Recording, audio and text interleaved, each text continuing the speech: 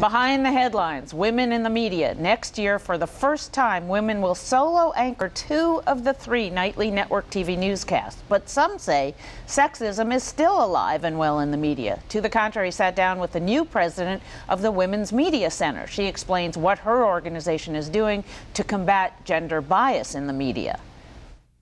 If you talk to bookers and producers, a lot of times when they are questioned about how come all of the shows, or many of them, have all-male panels?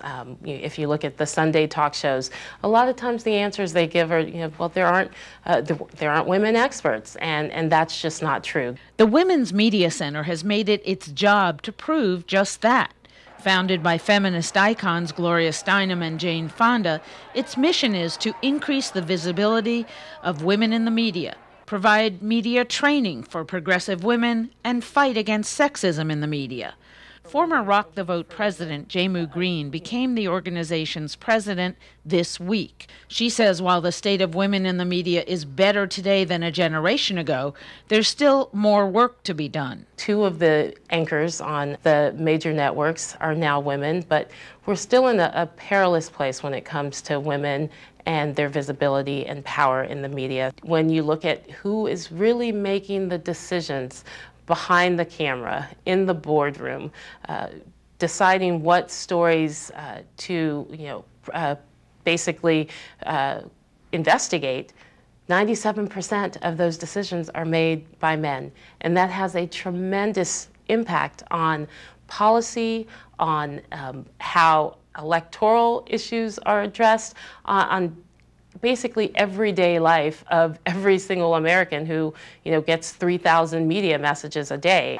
Greene calls the 2008 election the turning point in public awareness of sexism in the media. In fact, in a poll taken shortly after last year's election, 2/3 of women said there was gender bias in the media. The 2008 elections opened my eyes, and I think opened the eyes of many women and many men who care about their daughters and their mothers and their sisters, to just a lack of outrage when it comes to sexism. And I don't know if I'm quoting her exactly, but I do think that we all need to get behind what Katie Couric said, that it's time for sexism to become as repugnant as racism.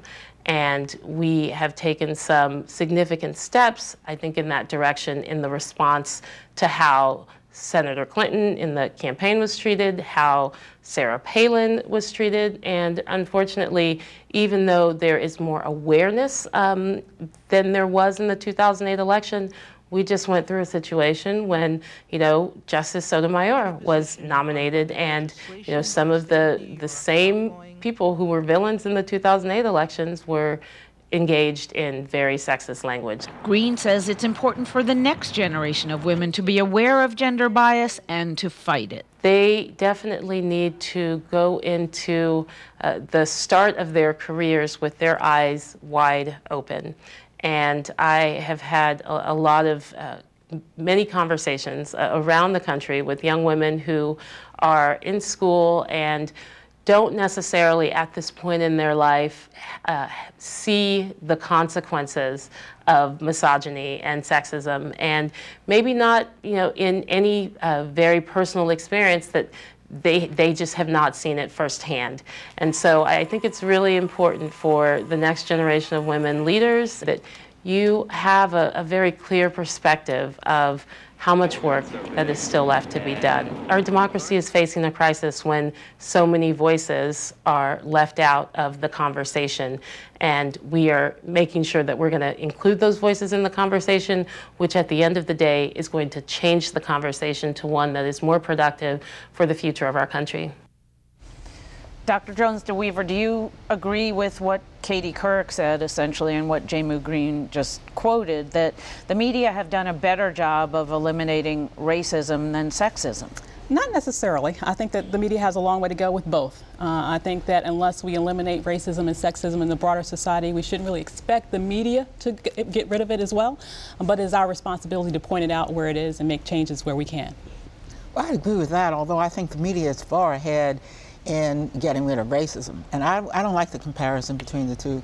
The reason I think that they're far ahead in getting rid of racism is racism in our country, indeed worldwide, has been associated with unusually openly harsh treatment and even violence.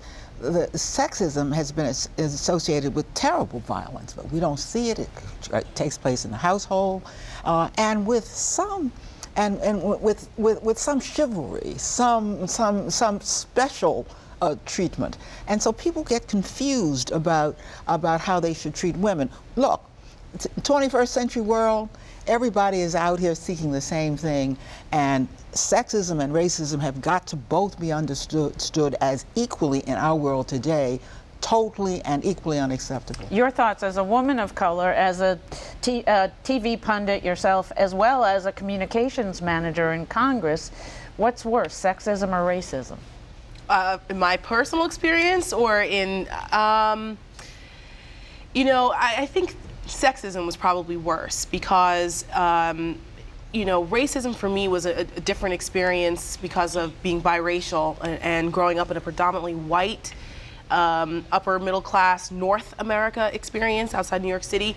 I didn't really experience as much racism as people would think. And the most racism actually that I experienced was from black people. That's another show. But for sexism, I'm the only woman in my office. But the men there, they know who's boss, including mine.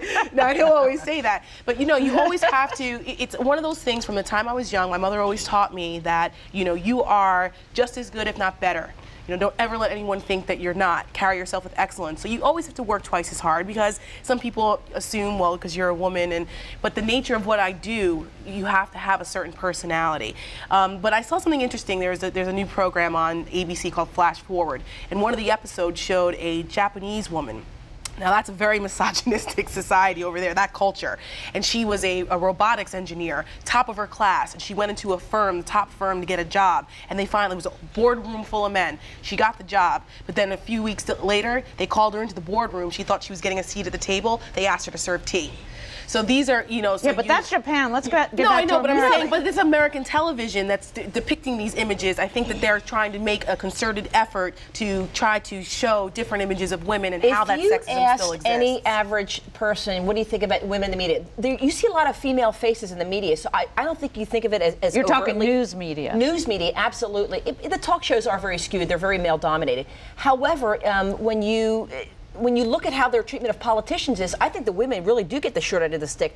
I may not be a supporter of Hillary Clinton and her policies, but I was disgusted at the coverage of her.